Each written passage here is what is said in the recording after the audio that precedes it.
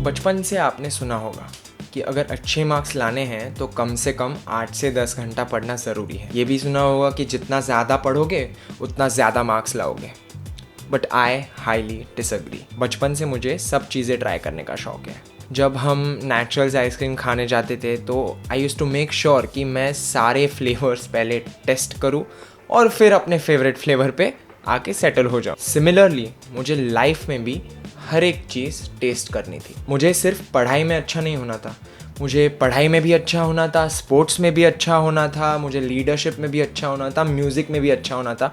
और मैंने 10th standard में वो सब किया। स्टार्टिंग में मुझे काफ़ी डिस्कम्फर्ट हुआ क्योंकि ये सारे एक्स्ट्रा करिकुलर एक्टिविटीज़ और पढ़ाई को मैनेज करना मुझे बहुत डिफ़िकल्ट पड़ रहा था। आप कुछ भी बोलिए, इट इज़ अ फैक्ट कि पढ़ाई को टाइम तो लगता है। हाँ, इतना टाइम नहीं लगता जितने बाकी लोग बोलते हैं, लेकिन कुछ ना कुछ अमाउंट ऑफ टाइम देना पड़ता है। पर मेरे एड के लिए आया ये particular video, professor Marty Lobdell का how to study less and study smart. I would highly suggest कि आप वो जाके वीडियो देखें। बट प्रॉब्लम ये है कि that video is 2 hours long और आपको भी पता है और मुझे भी पता है कि इतना पेशेंस किसी में नहीं है। तो here we go with a short summary of how to study less and study smart. Tip number 1, आपका जो स्टडी सेशन है उसको आप छोटे छोटे चंक्स में डिवाइड कीजिए। Psychological studies have been done which prove that our attention span is 25 to 30 minutes only.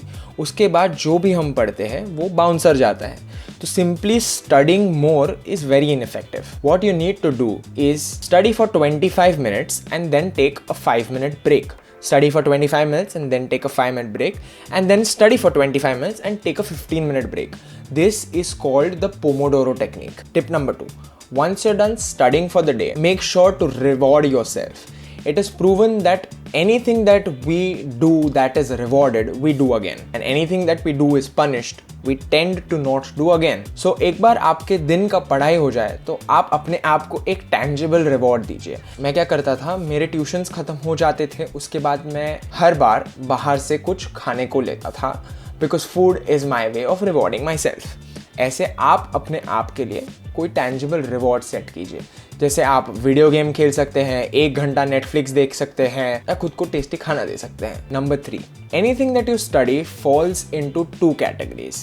One is concepts, one is facts. Concept means something that you need to understand and facts means something that you need to learn. तो सबसे पहले आप ये make sure कीजिए कि जितने सारे concepts हैं वो आपको समझ आ जाए और उसी के बाद आप फैक्ट्स की तरफ ध्यान दें।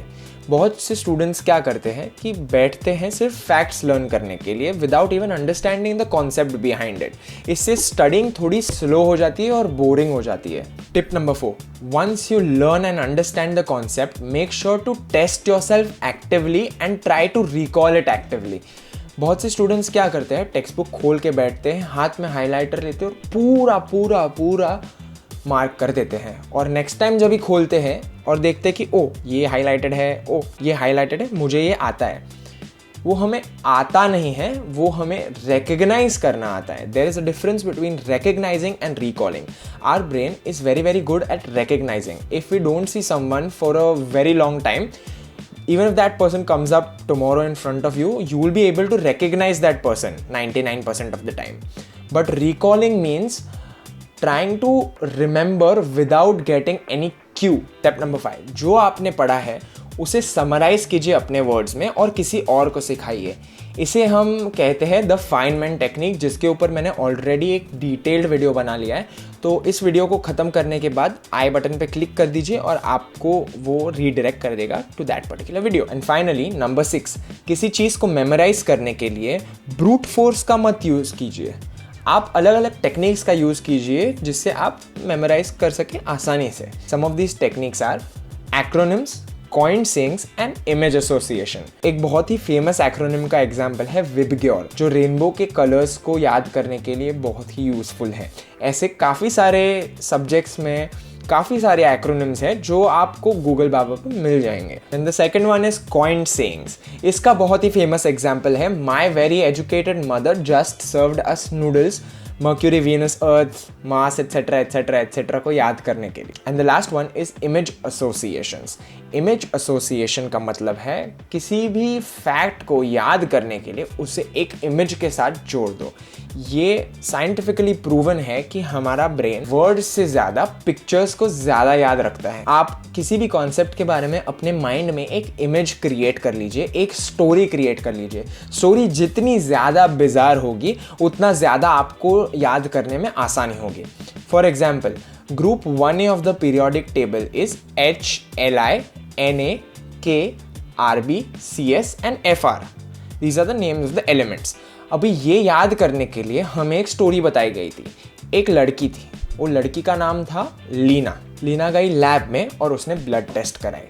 अभी ब्लड टेस्ट में उसके RBCs जो थे वो 10,000 टाइम्स ऑफ नॉर्मल दिखा रहे थे। तो फिर सबने बोला लीना के RBCs में फ्रॉड। सो बेसिकली पढ़ाई करने के लिए आपको ज़्यादा टाइम बैठना ज़रूरी नहीं है। आप स्मार्ट स्टडी करके आपको जो भी लाइफ में करना है कर सकते हैं और फिर भी अच्छे मार्क्स ला सकते हैं। 10th में I had a total blast with trying out everything that I ever wanted to try out and I still manage to get 95%. I don't mean this as boasting, but it's just a sort of inspiration that you can study less and still get good marks. So guys, that's it for today. If you like this video, then please consider liking and please comment because the YouTube algorithm likes that, and make sure to subscribe so that you don't miss other study videos that I put out. Thank you.